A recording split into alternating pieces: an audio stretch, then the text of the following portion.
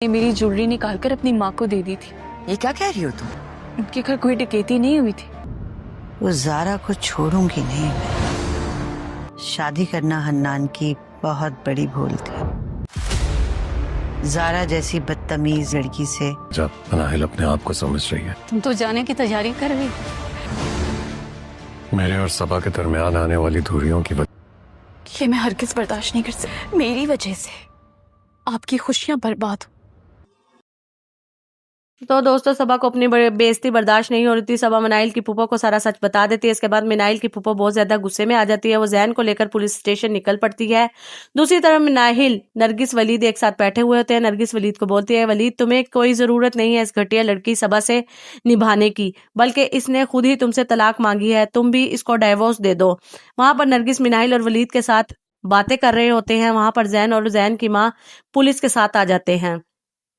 मिनाइल अपनी फूफो को देखकर बहुत ज्यादा हैरान रह जाती है। मिनाइल की फूफो आते ही मिनाइल के मुंह पर थप्पड़ मारती है और उसे बोलती है कि तुम्हें जरा सी भी शर्म नहीं आई हमारी बेइज्जती कराने में।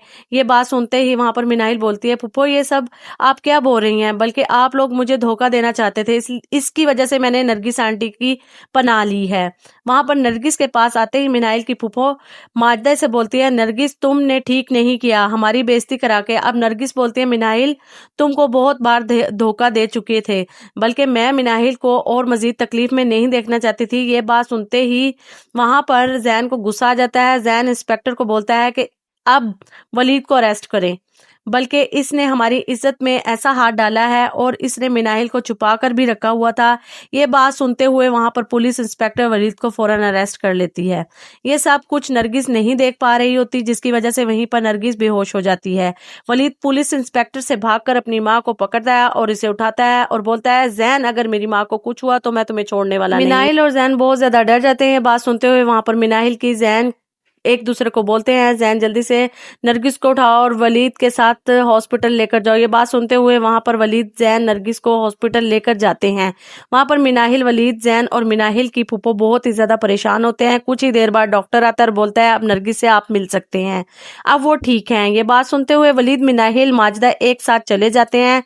नरगिस से मिलने के बाद नरगिस इन्हें देख कर बहुत खुश हो रही होती है, जिसकी वजह से वहां पर नरगिस माजदा को बोलती, इसमें मेरी भी गलती थी और मैं क्या करती, मिनाहिल भी बहुत मजबूर थी और मैं भी मिनाहिल की वजह से मजबूर होकर तुम्हें सच नहीं बता पा रही थी। बात सुनते हुए वहां पर माजदा मायूस होकर बोलती है, चलो कोई बात नहीं। फिर ज़ारा वहां पर ये सब कुछ देखकर हैरान रह जाती है और वहां से मिनाइल अपने रूम में चली जाती है। माजदा सारी बात ज़ारा को सुना देती है कि किस वजह से ज़ारा को बहुत ही ज़्यादा उस पर पछतावा होता है।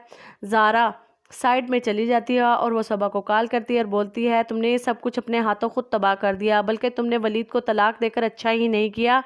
वलीद और मिनाहिल की अब परसों शादी हो रही है। जब सबा ये बात सुनती है, सबा तो गुस्से से भड़क उठती है और ज़ारा को बोलती है, वलीद को हासिल करना उसके लिए अब आसान नहीं, क्योंकि मैंने वलीद को खोया है तो अब मैं उसको भी वलीद को नहीं दे सकती। बस मिनाहिल को बोलो कि वो अपनी खैर मनाए।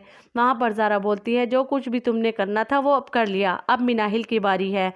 दूसरी तरफ नरगिस और वलीद एक साथ बैठे हुए होते हैं। नरगिस अपने बेटे की खुशी को देखकर बहुत ज़्यादा खुश हो रही होती है और वलीद को बोलती है, वलीद बेटा जो तुम चाहते थे तुम्हें वो मिल चुका है, बस तुम अब मिनाहिल को जल्दी से अपना लो और इसे अपने घर की दुल्हन बनाकर ले आओ। ये बात सुनते हुए वलीद और वलीद की माँ बेहद खुश होते हैं। अपनी माँ की ये बात सुनते ही वलीद बेहद खुश हो रहा होता है और वलीद अपनी माँ को बोलता है, माँ मेरी भी यही ख्वाहिश थी जो कि अब पूरी हो गई है। दोस्तों, अगर आप लोगों को ये वीडियो अच्छी लगती है तो इस वीडियो को लाइक करें, शेयर करें, सब्सक्राइब करें। अल्लाह हाफिज़।